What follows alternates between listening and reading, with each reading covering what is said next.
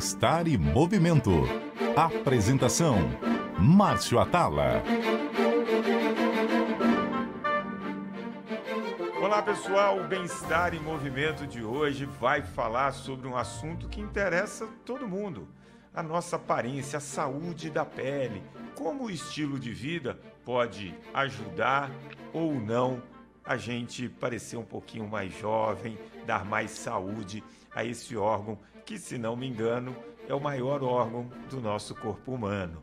E para tratar desse assunto, eu convidei uma dermatologista, médica dermatologista, doutora Renata Valente. A gente vai falar, por exemplo, entre outras coisas, se é mito ou verdade que a atividade física faz a pele do nosso rosto cair.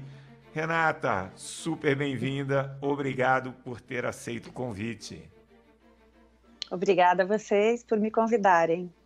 E você também pode participar mandando e-mail para bemestar@cbn.com.br, deixando seus comentários no Instagram, @marciotala ou @cbnoficial.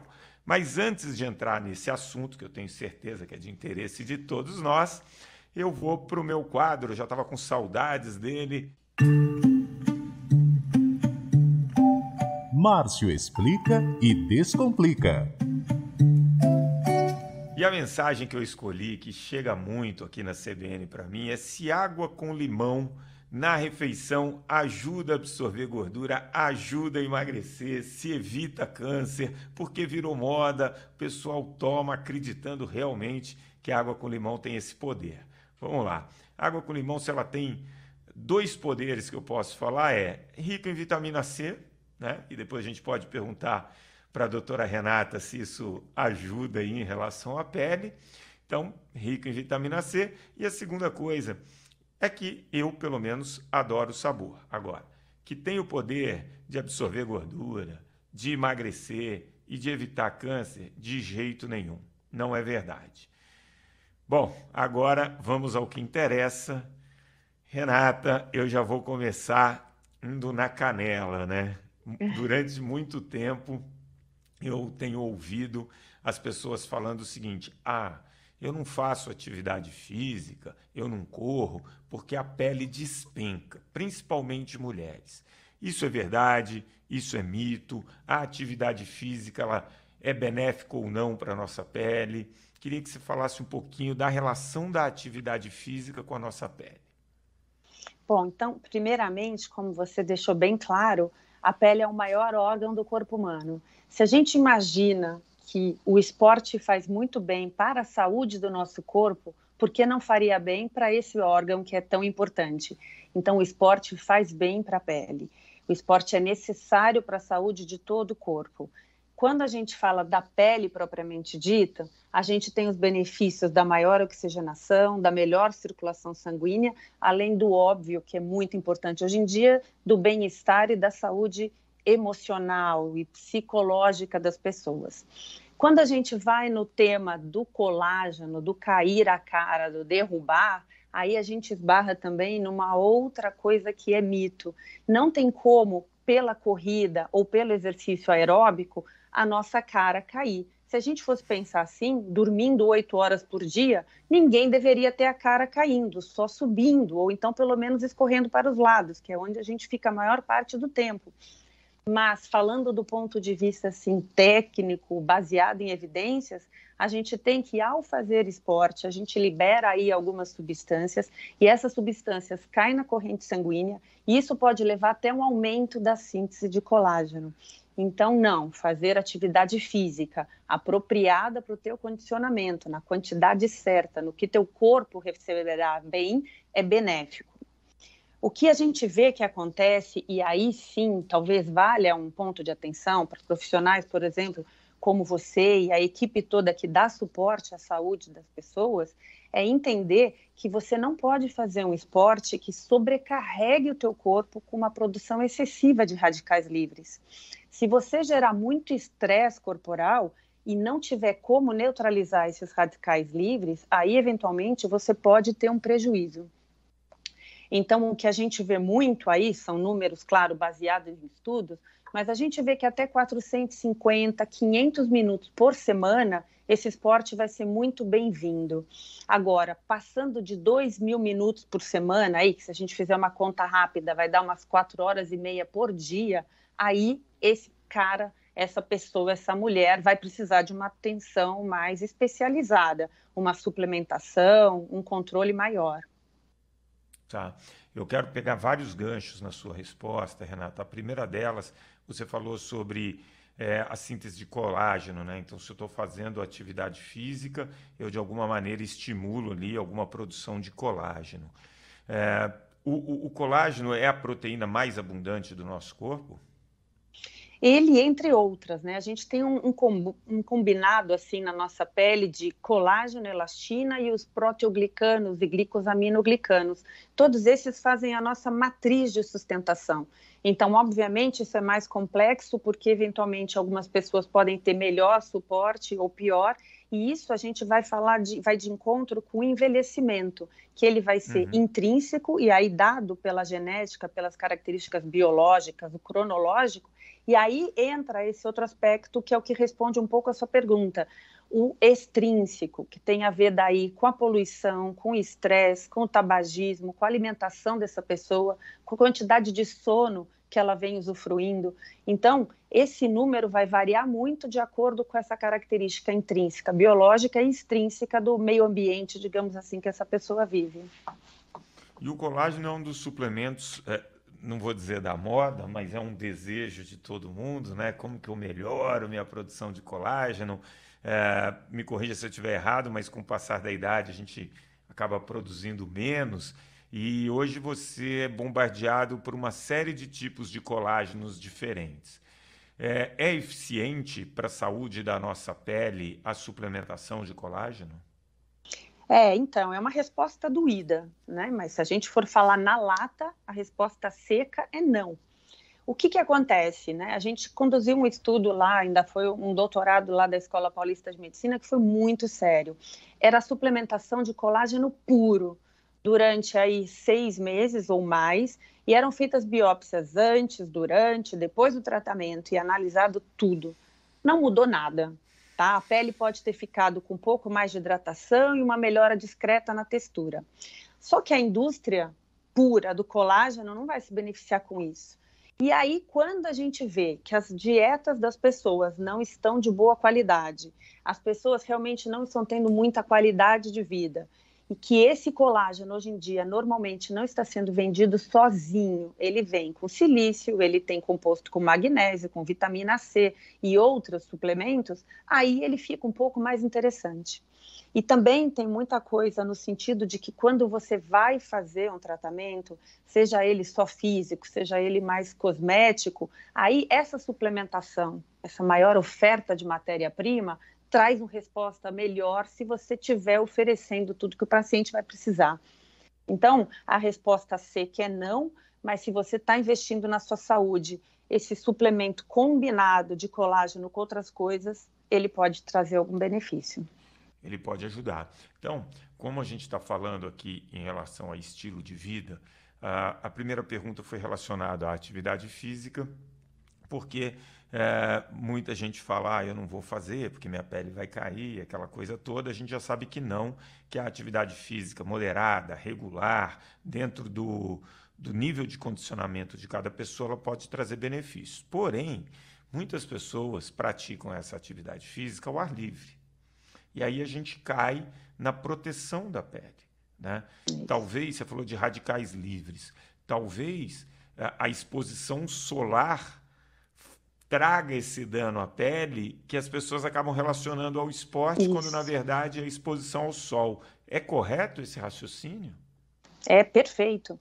E quando a gente fala, né, da corrida ao ar livre envelhece, as pessoas sempre lembram a ideia daquele rosto do maratonista, que é um cara que ficou muito tempo exposto ao ar livre, não necessariamente com condição de reaplicar proteção, com um consumo absurdo da massa gorda, ele é praticamente massa magra, e aí aquele rosto mais afundado, né, sem nenhum suporte.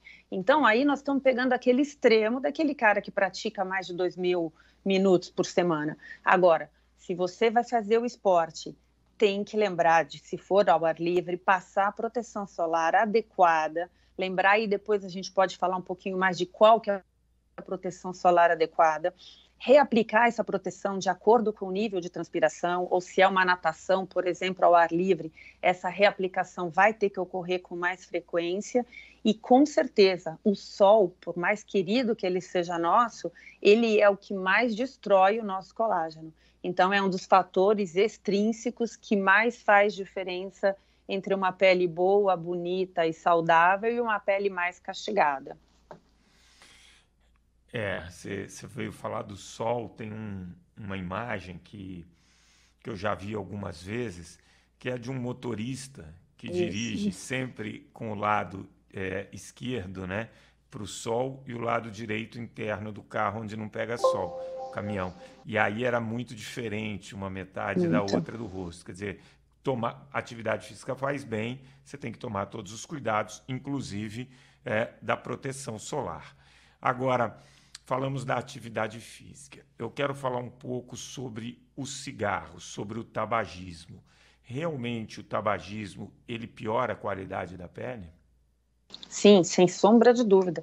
Quando a gente pensa no tabagismo, a gente tem que pensar, né, na nicotina e os efeitos da nicotina, os efeitos do tabaco e, além do que, as outras substâncias todas que são cancerígenas. Tem até estudos mostrando a relação dessas substâncias cancerígenas com os diversos tipos de câncer de pele e de outros órgãos, né? Então, é assim, não tem como dar certo a gente ingerir uma substância que sabe que é tóxica. O paciente, quando vem me procurar, eu até falo para ele vem me consultar. Eu vou dizer tudo que a gente sabe, tudo que está por aí. Agora, o que a pessoa vai fazer com essas informações é por conta dela, né? Porque senão também aqui a gente vai dizer que não toma sol, que só come a dieta baseada em plantas sem conservantes. Mas, assim, a gente faz passar a informação.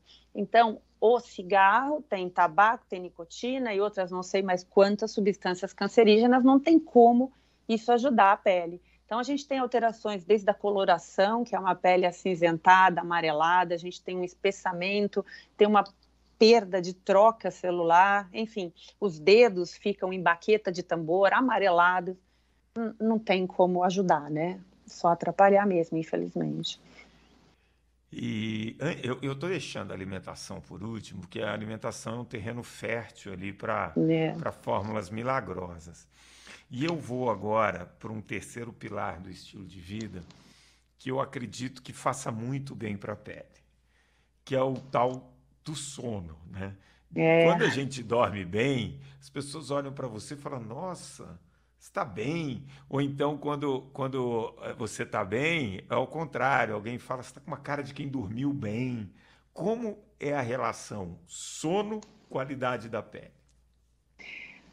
Assim, é absurdo, né? Porque a gente sabe também, é aquilo que eu falei, é muito fácil falar, né? Não toma sol, se alimenta bem. Mas, assim, na prática, isso tudo às vezes acaba ficando difícil para as pessoas se convencerem. Mas é muito importante, porque é durante o sono, inclusive, que você produz fatores de crescimento. Você pensando que a pele é o maior órgão do corpo e que você tem que ter essa renovação celular, você tem que ter maior oxigenação, você tem que ter a vasodilatação, todo o processo circulatório, a drenagem linfática, enquanto a gente está deitado, tem muita relação com pele, sono e qualidade de vida, né?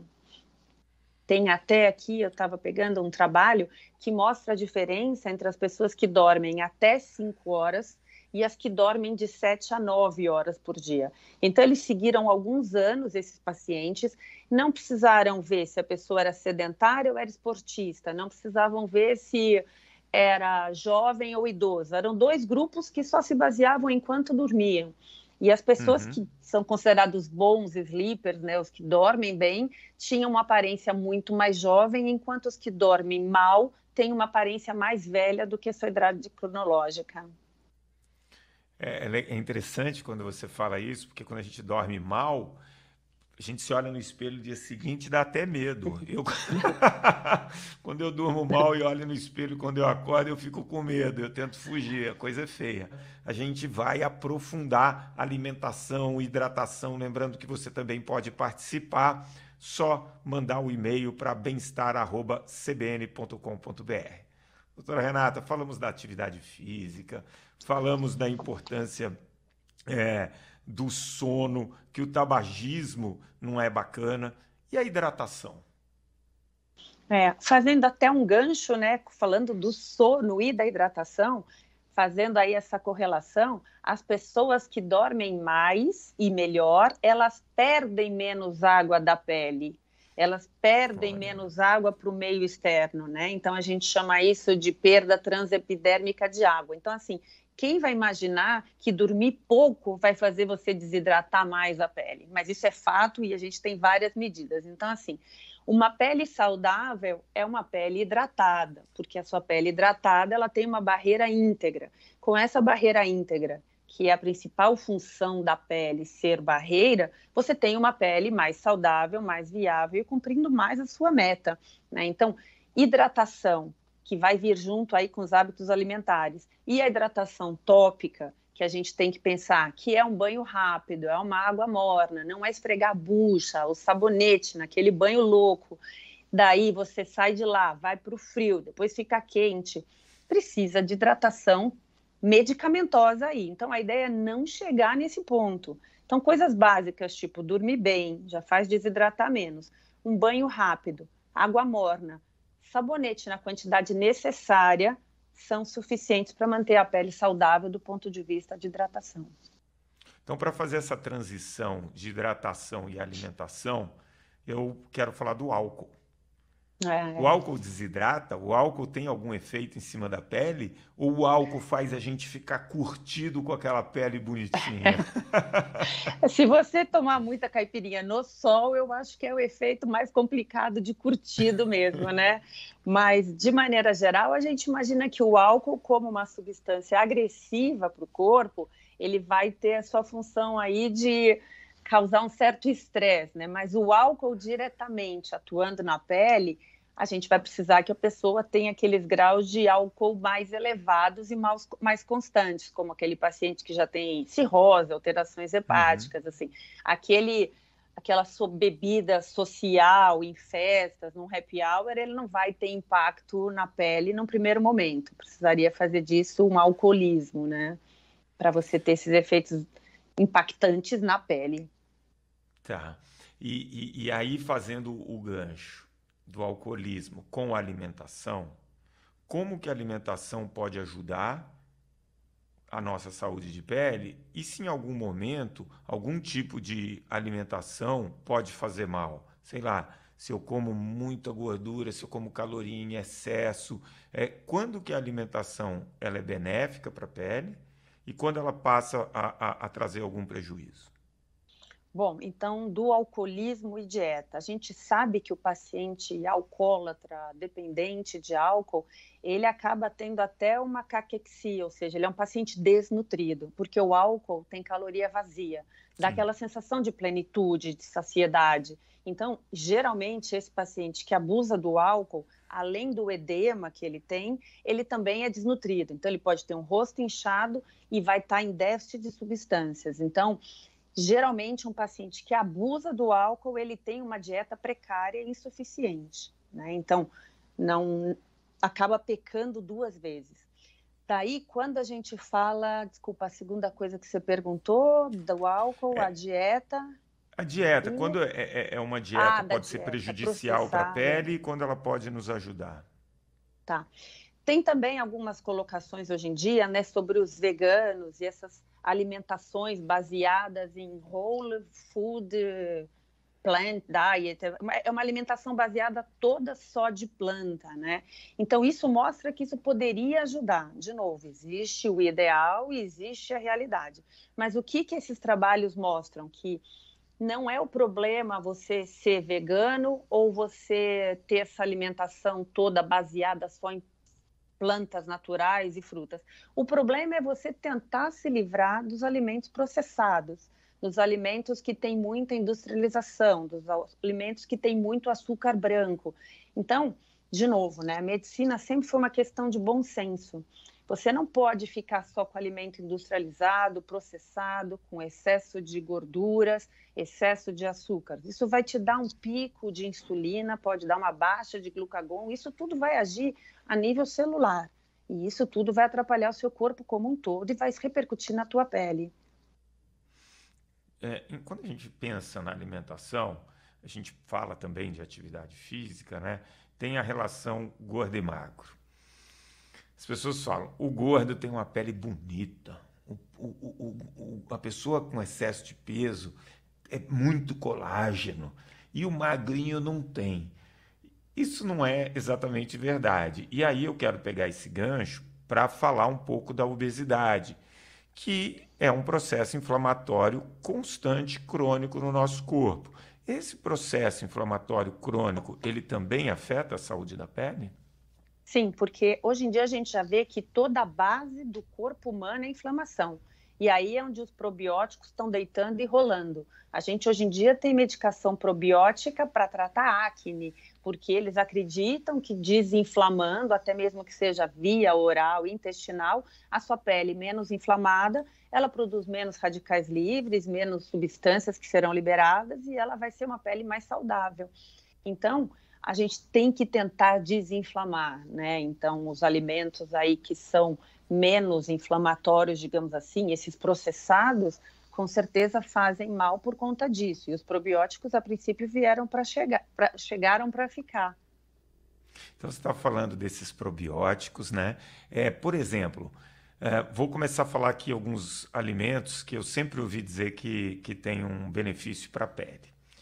Castanha, oleaginosas, nozes, isso tem algum efeito positivo para a pele, se consumido regularmente numa quantidade moderada? Então, sim, pelo alto índice de vitamina E. Não se meu paciente é um paciente de acne.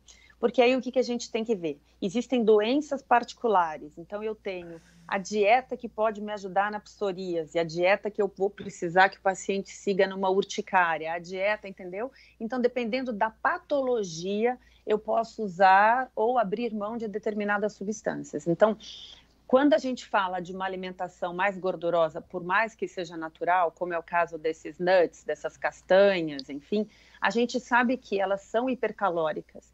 E no paciente com acne, por exemplo, eu tenho que ter uma dieta normal, normocalórica. Se for hipercalórica, ele tem piora da acne. Assim também como se ela for rica em derivados lácteos, exagero de derivados lácteos. Então, eu tenho que diminuir essa ingestão. Daí é comum meu paciente adolescente falar, mas então eu vou tomar o desnatado. O desnatado é ainda pior, e aí a gente vai ver a quantidade de lactoalbumina, enfim. Mas a dieta, numa patologia de pele, ela tem que ser vista ponto a ponto. Voltando só à história do gordo ter um rosto mais saudável ou não, a gente tem que pensar o seguinte, se esse paciente tem uma dieta hipercalórica, se ele tem essa pele um pouco mais viçosa, mais oleosa, como ela é mais cheia também, você não tem as sombras da flacidez e da queda. Então, pode ser uma falsa impressão, principalmente a distância, de que o rosto está mais bonito. Mas não é bem assim, né? Porque depois que aquele ganho de peso, de bochecha, começa a pesar, para arrumar aquilo também é mais difícil. Tá certo. Alimentação rica em fibras, ajuda ou atrapalha? Ajuda porque a gente tem uma troca maior, um fluxo intestinal melhor, as impurezas também vão ser trocadas com mais eficiência, né? Ela vai ser mais interessante. Muito bacana. A gente falou aqui, basicamente, que a atividade física moderada e regular vai fazer bem, para a gente tomar cuidado com a proteção solar. Falamos que o cigarro não faz bem, que dormir bem faz com que a nossa pele fique mais hidratada e que a gente consiga uma qualidade de pele melhor, que a hidratação é importante, que o excesso de álcool não faz bem e que uma alimentação equilibrada é mais natural, menos processada, ela traz benefícios para a pele. Então, quando a gente fala desses pilares, basicamente o que é bom para a saúde do nosso coração, o que é bom para a saúde metabólica, também vai servir para a saúde da pele. Gostei muito e você não vai fugir do nosso último quadro aqui. 3 dicas para levar para casa. Bom, sou eu que vou dar as 3 dicas? Claro, né? A pessoa ouviu, ficou essa meia hora aqui com a gente e falar, legal, agora quero levar para casa 3 dicas da doutora Renata para minha pele ficar linda e maravilhosa. Não precisa ser só em relação ao estilo de vida, pode ser de limpeza, enfim, o que você quiser. 3 dicas para quem nos ouviu ficar com a pele bacana. Eu acho que assim, o que vai reger essas 3 dicas é bom senso. Eu acho que hoje em dia a gente tem muita informação, né? Então, não dá muita dúvida entre o que é o bem e o mal. Então, eu acho que a gente não precisa fazer coisas escabrosas, comprar cremes de R$600, ficar 3 horas no banho com produto XY, saída do banho com uma rotina de skincare que tem que estar pregada no espelho de tão confuso. Eu acho que é se alimentar bem, praticar esportes e usar filtro solar. Eu acho que se você proteger do sol, ter uma saúde física e mental, que é o que o esporte te oferece, e ter uma noite de sono reparadora para começar o dia seguinte, eu acho que check. Tá tudo em casa, tá tudo certo.